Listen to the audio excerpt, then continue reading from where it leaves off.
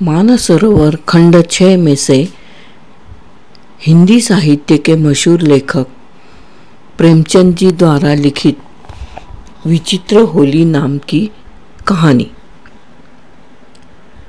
होली का दिन था।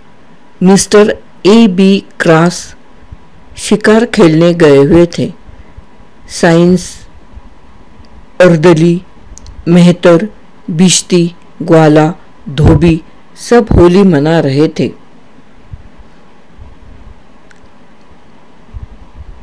सभी ने साहब के जाते ही खूब गहरी भंग चढ़ाई थी और इस समय बगीचे में बैठे हुए होली फाग गा रहे थे, पर रह रह कर बंगले के फाटक की तरफ झांक लेते थे कि साहब आ तो नहीं रहे हैं।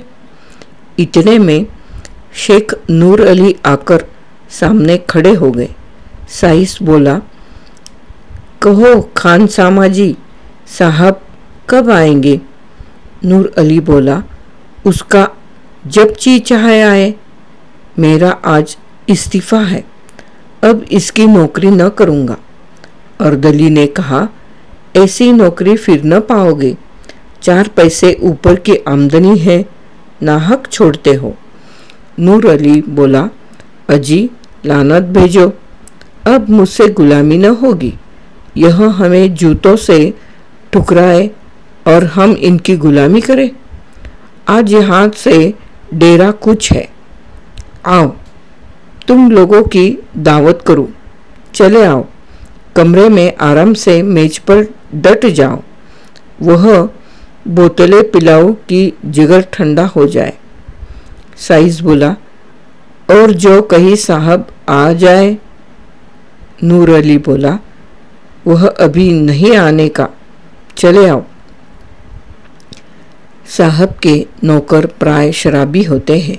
जिस दिन से साहब के यहाँ गुलामी लिखाई, उसी दिन से यह बला उसके सिर पड़ जाती है।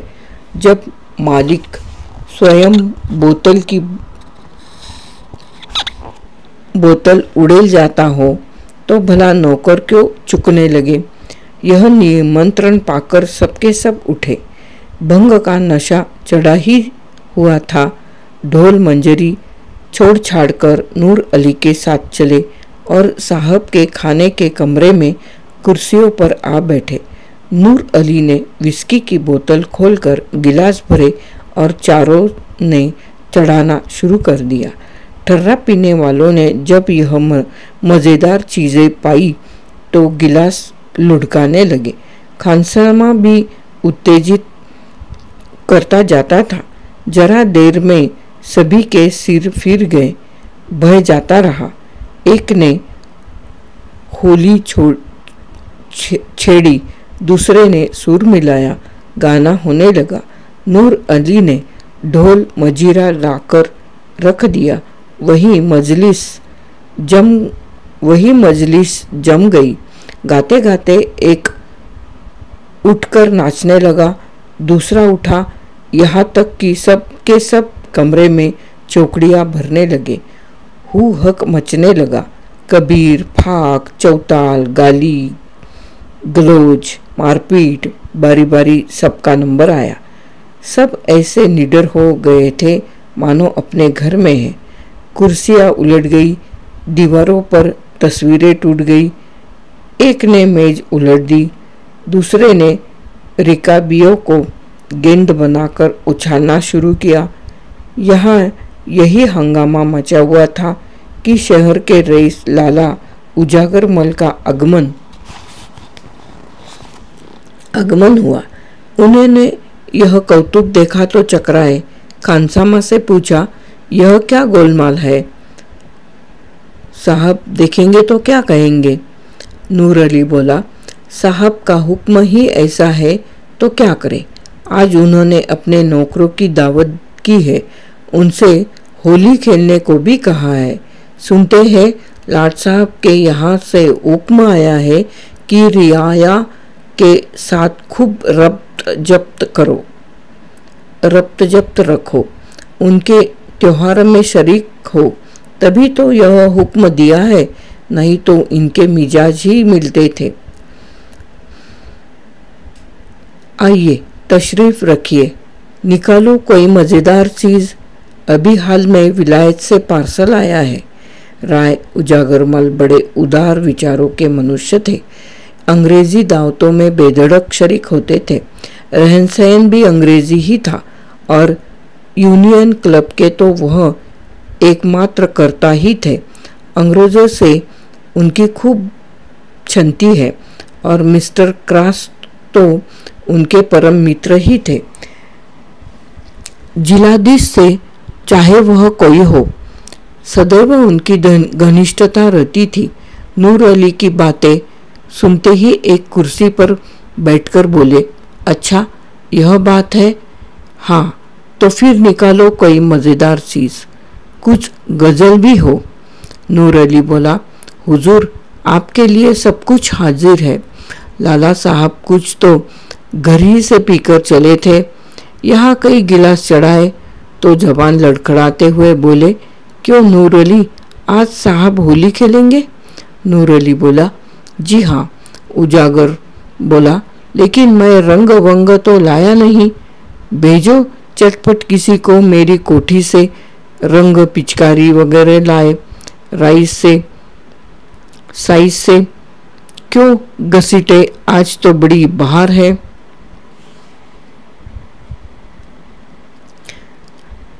घसीटे बोला, बड़ी बहार है, होली है। उजागर बोला गाते हुए, आज साहब के साथ मेरी होली मचेगी, आज साहब के साथ मेरी होली मचेगी, खूब पिचकारी चलाऊंगा। घसीटे बोला, खूब अबीर लगाऊंगा। ग्वाला बोला, खूब गुलाल उड़ाऊंगा। धोबी बोला, बोतल पर बोतल चढ़ाऊंगा। अर्दली बोला, खूब कबीरे सुनाऊंगा। उजागर बोला, आज साहब के साथ मेरी होली मचेगी। नूर अली बोला, अच्छा सब लोग संभल जाओ, साहब का मोटर आ रहा है। सेठ जी यह लीजिए, मैं दौड़कर रंग पिचकारी लाया, बस एक चौताल छेड़ दीजिए और जैसे ही साहब कमरे में आए उन पर पिचकारी छोड़िए और दूसरे से तुम लोग भी उनके मुंह में गुलाल मलो। साहब मारे खुशी के फूल जाएंगे। वह लो मोटर हाथे में आ गया। होशियार। मिस्टर क्रॉस अपनी बंदूक हाथ में लिए मोटर से उतरे और लगे आदमियों को बुलाने, पर वहाँ तो जोरों से चौताल हो रहा था। सुनता कौन है, चकराए, यह मामला क्या है? क्या सब मेरे बंगले में गा रहे हैं? क्रोध से भरे हुए बंगले में दाखिल हुए तो डाइनिंग रूम से गाने की आवाज़ आ रही थी। अब क्या था, जामे से बाहर हो गए, चेहरा विकृत हो गया, हंटर उतार लिया और डाइनिंग रूम की ओर चले, लेकिन अभी तक एक कदम दरवाजे के बाहर ही था कि सेठ उजागरमल ने पिचकारी छोड़ी। सारे कपड़े तर हो गए, आंखों में भी रंग घुस गया। आंखें पूछ ही रहे थे कि साइस ग्वाला सबके सब दौड़े और साहब को पकड़कर उनके मुंह में रंग मलने लगे। धोबी ने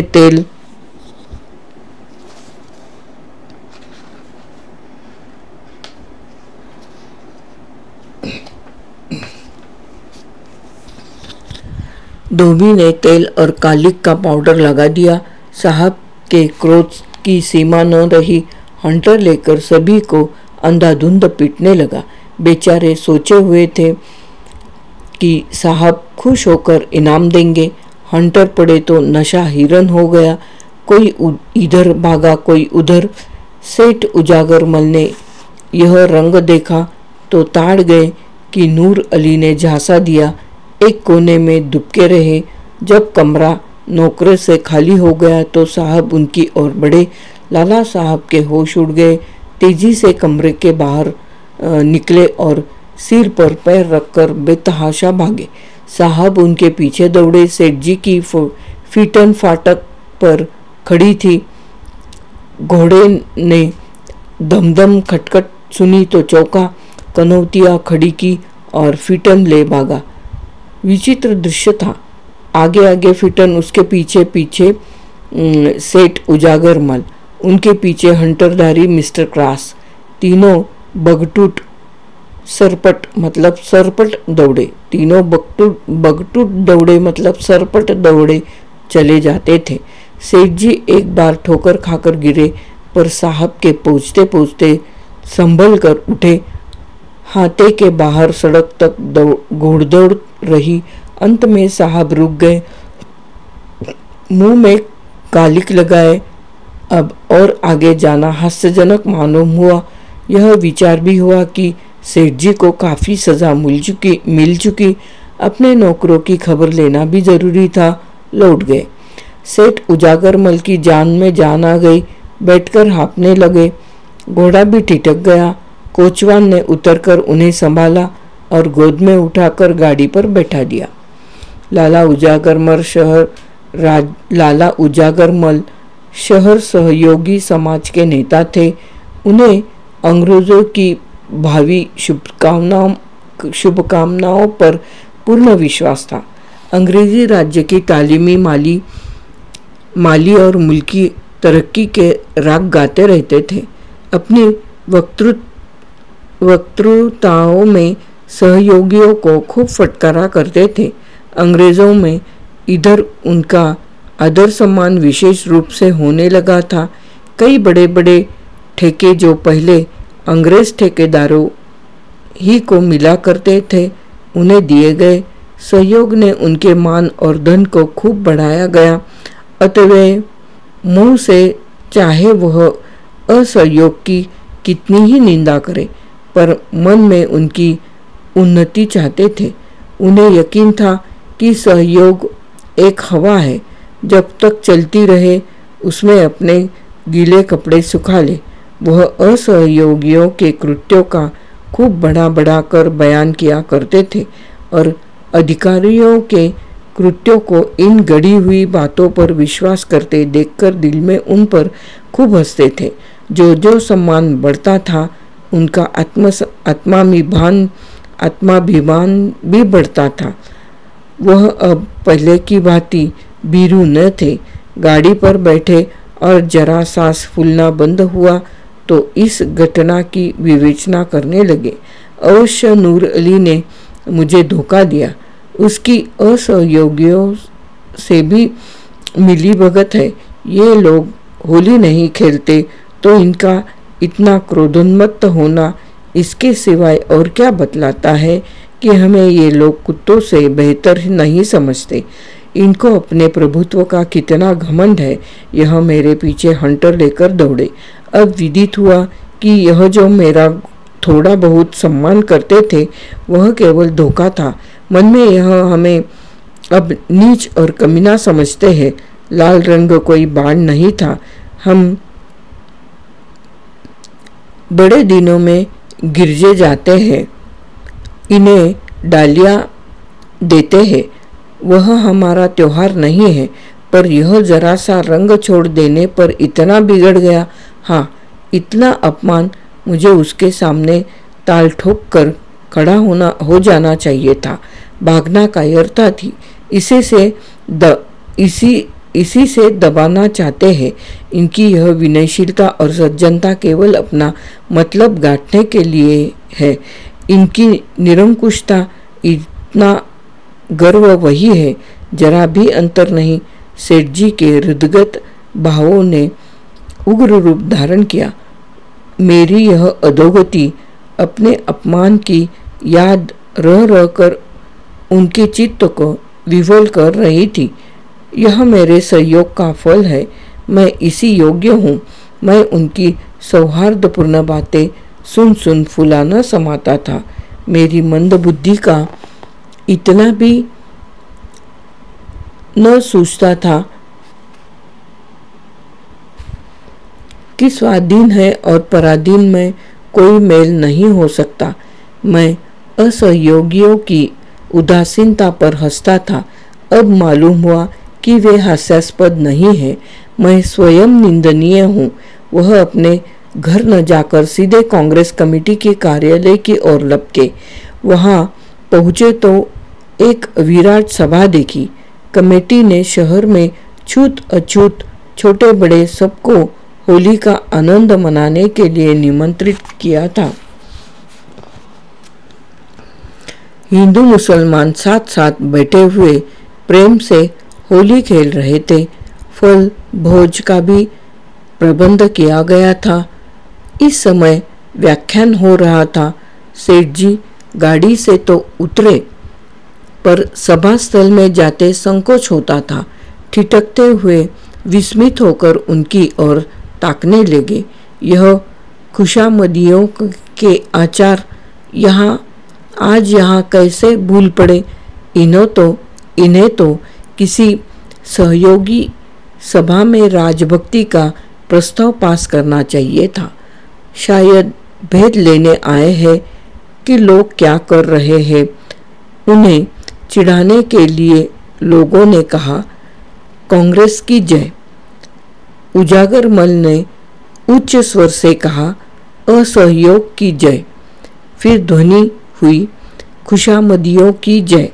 सेठ जी ने उच्च स्वर से कहा, जी हुजूरों की क्षय, जी हुजूरों की क्षय। यह कहकर वह समस्त उपस्थित जनों को विस्मय में डालते हुए मंच पर जा पहुँचे और गंभीर भाव से बोले, सज्जनों, मित्रों, मैंने अब तक आपसे असहयोग किया था, उसे क्षमा कीजिए। सच्चे दिल से आपसे क्षमा मांगता हूँ। पर्दा हट गया। सच्चे दिल से आपसे क्षमा मांगता हूँ। मुझे घर का भेदी, जासूस या विभीषण न समझिए। आज मेरी आंखों के सामने से पर्दा हट गया। आज इस पवित्र प्रेममयी होली के दिन मैं आपसे प्रेमालिंगन करने आया हूँ। अपनी विशाल उदारता का आचरण कीजिए। आपसे द्रोह करने का आज मुझे दंड मिल गया। जिलाधीश ने आज मेरा अपमान किया। मैं वहाँ से हंटरों की मार खाकर आपकी शरण आया हूँ। मैं देश का द्रोही था, जाति का शत्रु था। मैंने अपने स्वार्थ के वश, अपने अविश्वास के वश देश का बड़ा अहित किया। खूब कांटे बोए। उनका स्मरण करके जी चाहता है कि हृदय के टुकड़े टुकड़े कर दूं। एक आवाज़, हाँ अवश्य कर दीजिए। आपसे न बने तो मैं तैयार हूँ। प्रधान की आवाज़, यह कटु वाक्यों का अवसर नहीं है। नहीं, आपको यह कष्ट उठाने की जरूरत नहीं। मैं स्वयं यह काम भली भांति कर सकता हूँ, पर अभी मुझे बहुत कुछ प्रायश्चित करना है। जाने कितने पापों की पूर्ति करनी है। आशा करता हूँ कि जीवन के बचे हुए दिन इसी प्रायश्चित करने में, यही मुंह की कालिमा धोने में काटूं। आपसे केवल इतनी ही प्रार्थना है कि मुझे आत्म सुधार का अवसर दीजिए।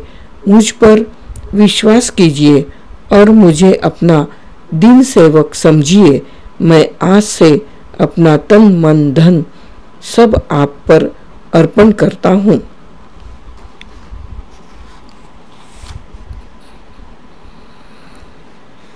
हिंदी साहित्य के मशहूर लेखक प्रेमचंद जी द्वारा लिखित विचित्र होली नाम की कहानी यहाँ पर समाप्त होती है।